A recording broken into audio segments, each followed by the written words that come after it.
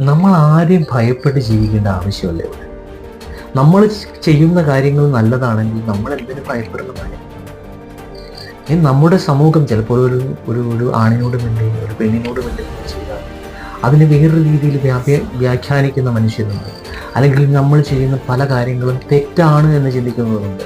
പക്ഷെ നമ്മുടെ മനസ്സിൽ അതൊരു നന്മയാണ്, നമ്മൾ ചെയ്യുന്ന കാര്യം ശരിക്കും തെറ്റല്ല ശരിയാണെന്ന് നമ്മുടെ മനസ്സിൽ ഉണ്ടെങ്കിൽ നമ്മൾ ആരെയാ പേടിക്കുന്നു?